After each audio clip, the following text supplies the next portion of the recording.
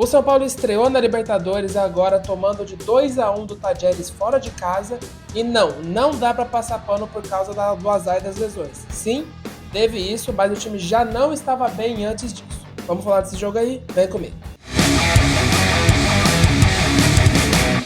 Bom dia, meus amigos e minhas amigas, bem-vindos ao canal Fute na Vida. Já vou avisando que pode ser que eu acabe sendo um pouco mais irracional nesse jogo, porque eu sou São Paulino e eu fiquei bem irritado com essa derrota, mas eu vou analisar direito aqui, tá vendo? Eu não vou sair xingando todo mundo. Se você é novo aqui no canal, já vai se inscrevendo, a gente tá quase batendo 100 inscritos. É uma meta pequena, mas eu quero muito bater essa meta logo. Tô ainda no começo, o começo é sempre a parte mais complicada, porque demora pra engrenar. Então, só que eu te peço é se você inscrever aí no canal, deixa o like se você gostava. Se não gostou, tira o dislike, dá o dislike no final. Mas já deixa o like aí, é melhor você esquecer de tirar do que esquecer de... E lembrando, eu sempre deixo aí na descrição os links dos produtos no geral que eu uso aqui no canal. Mesmo que eu não quero ser youtuber, mas tem muita coisa interessante pro dia a dia, pra decoração. Dá uma olhadinha pra ver se você se interessa. Bom, pra começar a falar do jogo, o São Paulo foi com uma escalação que eu julgo boa até, mas muda muita pouca coisa. Rafael no gol, Rafinha, Arboleda, Diego Costa e Wellington. Wellington Rato, Alisson, Pablo Maia, Lucas, Rames e André Silva. É um 4-2-3-1 ali mais ou menos que o São Paulo tem usado já constantemente, só que é mais um 4-2-1-3, porque o Rames ele não é atacante, ele é meia mesmo. Então teve ali a dupla de volantes, o Pablo Maia e o Alisson, o Rames de camisa 10, de meia, e aí Lucas e Rato nas pontas e o André Silva de centroavante. É porque o Rato ele recompõe muito mais, então ele é meio meia, meio atacante. Só que o Lucas ele é mais atacante. Bom, como eu falei, é uma escalação que eu julgo boa, mas eu discordo bastante de algumas coisas. Por exemplo, o Diego Costa, eu acho que ele é bem pior do que o Ferrarese, e eu não acho o Diego Costa ruim, eu acho ele um bom zagueiro, eu acho que ele seria titular em muitos times aqui no Brasil, mas o Ferrarese, pra mim, é bem melhor que ele em praticamente tudo. Então, eu teria colocado o Ferrarese no lugar do Diego Costa, até porque ele é gringo também e tem mais experiência, mais cascudo, então é melhor para esse tipo de jogo. O Wellington é o único lateral que temos, ele realmente não vem numa boa fase, eu não acho ele ruim, tá? Eu não acho ele um bagre absurdo, como muita gente acha. Bom, pra começar assim, eu sei que tiveram as lesões e isso atrapalhou demais o time, mas pra mim não dá pra passar pano, porque o time já não tava bem antes disso. O Rafinha se machuca e tem que ser substituído aos 20 minutos entre o Igor Vinícius, que inclusive pra mim é uma substituição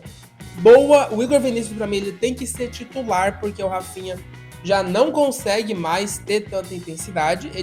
A primeira falta que ele fez, ele teve que parar o cara no braço, porque ele não ia alcançar. Então essa troca do Rafinha saindo e o Igor Vinícius entrando, pra mim ela melhora o time. Então não dá pra usar isso como desculpa. Aí depois, aos 29 minutos, realmente um baque. O Lucas tem uma lesão muscular e tem que ser substituído entre o Ferreirinha. Na transmissão fala que o Ferreirinha só podia jogar 30 minutos.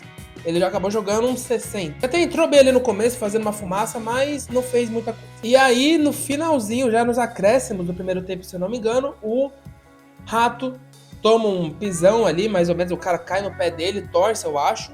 E ele tem uma lesão, ele tem que sair, no mal conseguia ficar de pé.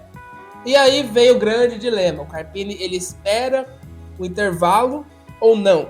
Porque se ele trocasse ali agora, já seria a terceira substituição e não daria pra fazer nenhuma troca no segundo tempo. Eu tô por não, eu confesso que eu também optaria por não. Eu falaria, ó, segura aí, tenta segurar, retranca aí esses últimos 8 minutinhos de acréscimo. E aí no segundo tempo, ali no intervalo, a gente muda bem o time. Isso foi claramente uma decisão errada, que eu também teria tomado. O São Paulo não conseguiu segurar o Tajeres, o Tajeres começou a ir pra cima porque viu essa dificuldade, esse dilema aí do Carpini. Foi pra cima e acabou conseguindo chegar ao gol com o Rodrigues. Ele faz o gol aos 51 minutos. Faltando 2 minutos ali dos acréscimos, ele faz o gol ali. Inclusive um golaço, a bola bate nas duas traves, hein? Foi pro intervalo com 1-0, e aí no intervalo ele faz a troca que ele iria fazer, ele tira o Rato, que se é machucado, e coloca o Eric.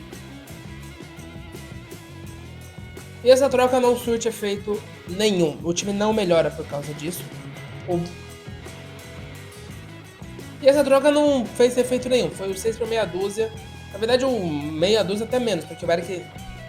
E essa troca não surte efeito, é o 6 por meia dúzia, só que foi até menos, porque o Eric ele entrou mal no jogo, ele não acertou praticamente nenhum drible. Quando ele acertava, ele errava o passe, a decisão final depois. E aí, aos 53 minutos, o Bota faz o segundo gol num gol ridículo que não pode acontecer. Um gol de tiro de meta. O Herrera cobra o tiro de meta, tem uma disputa ali entre o centroavante e o Diego Costa, e é o Diego Costa que acaba dando a casquinha pro Bota, e o Wellington não tava ali onde tinha que estar, ele tinha que estar ali cobrindo, não tava, o Bota sai cara a cara, praticamente sozinho ali, ele, o Arboleda e o goleiro, ele dribla o Arboleda e chuta no cantinho. Aí aos 65 minutos, o Galopo entra no lugar do Alisson, e o Luciano entra no lugar do Rames. E 2 minutinhos depois da entrada deles, o Galopo faz uma pancada de fora da área, a bola bate na trave, o Luciano pega a sobra e faz o gol. Tadieres 2, São Paulo 1. Muita gente tá falando e acha que o São Paulo melhorou depois que o Rames saiu. Eu discordo, eu acho que essa melhora ela foi circunstancial. O São Paulo acha esse primeiro gol numa sorte, que também é muita habilidade, né? O talento dos jogadores. O Galo com uma pancadona daquela quase foi gol. E o Luciano sempre foi esse jogador mais marcador, né? Ele sempre é o cara de fazer muito gols. Mas depois disso, mesmo com a atmosfera mudando por causa desse gol, o São Paulo não conseguiu criar nenhuma chance. Praticamente nenhuma chance. Essa troca que o Carpini fez, colocando o Galopo e o Luciano, ela faz menos sentido ainda. Porque ele tira o Alisson e coloca o Galopo, porque o Galopo ele é melhor. É claro que ele é um jogador muito melhor do que o Alisson. E pode fazer essa função de segundo volante, mas o time fica claramente mais aberto, obviamente fica mais aberto, porque o Galopo ele é menos de marcação do que o Alisson, e ele tira o Rames, um meia atacante, ou um camisa 10, e coloca o Luciano, que é um atacante, o segundo atacante ali. Então o meio campo fica ainda mais vazio depois dessas trocas, fica Pablo Maia e Galopo, e lá na frente Ferreirinha, Luciano, André Luiz e Eric. Foi a típica troca de desespero que a maioria dos técnicos brasileiros fazem, não tinha estratégia ali, ele jogou os jogadores mais habilidosos, melhores que ele tinha do meio pra frente, para tentar buscar um empate no desespero. É só você rever quais chances o São Paulo teve depois dessas trocas. Só em bola parada ou em alguma jogada individual. O São Paulo estava mal no jogo, o São Paulo começa mal, os primeiros 15, 20 minutos ali o São Paulo não joga bem. Aí tem o Rafinha que sai para a entrada do Igor Vinícius. Como eu falei, eu acho que melhor o time, embora, beleza, o Igor Vinícius demorou pra pegar o ritmo, mas quando ele pegou, ele jogou bem. Aí o São Paulo começa a crescer no jogo, o Lucas se machuca, mas tudo bem, não afetou muito. O São Paulo continuou jogando bem até, indo pra cima, mas ainda era só um catado. O São Paulo começou a jogar melhor ainda no primeiro tempo, muito por jogadas individuais. Pra ser justo, tem uma orientação tática assim do Carpini, que é a pressão alta. A pressão alta é algo que ele gosta de fazer, que ele sempre fez. Então o São Paulo conseguiu até uma chance ou outra, muito por causa disso. Aí o São Paulo toma ali o primeiro gol no finalzinho, lá naquele dilema do Carpini. Toma o segundo ali no gol ridículo, que pra mim não pode acontecer, e não consegue ir atrás do resultado. O Tadieres é um time muito bem organizado, é um bom time, mas o elenco do São Paulo é muito melhor do que o do Tadieres e tem condição de ganhar fora de casa deles. Então, é muito culpa do Carpini. O Carpini não faz um trabalho bom. E aí eu te pergunto, adiantou esses 20 dias? O São Paulo teve 20 dias de treino, o Carpini teve todo esse tempo para tentar melhorar o time, para tentar pôr a mão no time. E o São Paulo volta tão ruim quanto. As lesões não podem esconder isso. O São Paulo já estava jogando muito mal antes do Lucas se machucar. E as trocas que o São Paulo faz ali quando ele coloca o Galopo e o Luciano, elas não fazem sentido, porque ele deixa o meio-campo ainda mais vazio. Foi pura sorte do Carpini. As circunstâncias do jogo mascararam o quão mal ele foi no jogo. Então eu volto a dizer, para mim o São Paulo tinha que ter demitido o Carpini depois do jogo contra o Novo Horizontino. Na verdade eu acho que até antes mesmo, podia ter demitido ele depois do jogo contra o Ituano. Não demitiram, deram todo esse tempo para ele e ele não melhorou o time voltou tão ruim quanto ou pior. E aí no momento que eu tô gravando esse vídeo ele ainda não caiu, é muito provável que ele caia ou agora depois desse jogo, ou provavelmente, sei lá, depois do jogo contra o Cobressal, que o São Paulo ainda vai jogar contra o Cobressal no Morumbi, provavelmente vai jogar mal de novo. Se ganhar, vai ganhar mal. E deve demitir ele também, mais ou menos como foi o Ceni. Então foi muita incompetência da diretoria em não observar e não perceber que o trabalho não estava evoluindo e não demonstrava sinais de evolução antes da eliminação contra o Novo Horizontino. Ele sacrifica o Lucas jogando ele na ponta e ele acabou se machucando, a lesão muscular provavelmente vai levar alguns dias para ele voltar. Ele tá sacrificando o Rames, porque o estilo de jogo do Rames, ele é um jogador de cadência, de achar o passe.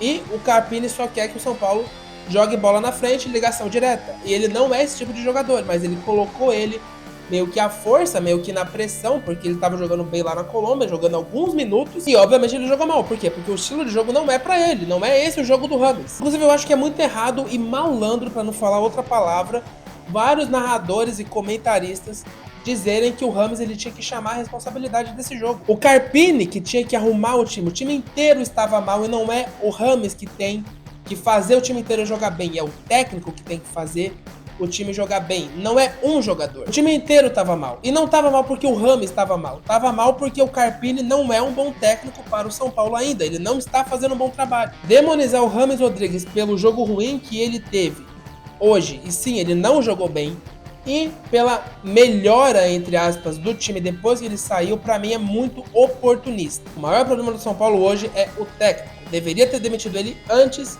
não demitiu, deu esse tempo pra ele, viu que não deu certo, já viu que não deu certo, voltou tão ruim quanto ou pior. E eu falo isso assim porque eu não sou jornalista, não tô trabalhando em nenhuma TV, não tô escrevendo pra nenhum órgão nem nada do tipo. O Carpini precisa ser demitido porque não faz um trabalho bom e não apresenta sinais de melhora. Ele tá sacrificando o Lucas e o Rames, que são os dois melhores jogadores do São Paulo, os jogadores mais talentosos que podem fazer o time mudar de patamar. Tá sacrificando o Rafinha também, que pode ser um jogador importante em alguns jogos e principalmente um líder no vestiário, mas em campo, a maioria dos jogos ele já não consegue jogar bem. O Diego Costa e o Ferrarese, porque ele insiste no Diego, e o Ferrarese já se mostrou ser um zagueiro melhor. Além do Galopo, que quando joga meio sacrificado pelos lados. E o Bobadilha, que quase nunca ganha chance porque o Alisson não sai do time. Bom, esse foi o vídeo. Eu peço desculpa se eu fiquei um pouco emocionado demais, mas eu já fiquei um pouco preocupado, só não fiquei tanto porque o Barcelona empatou com o Cobresal.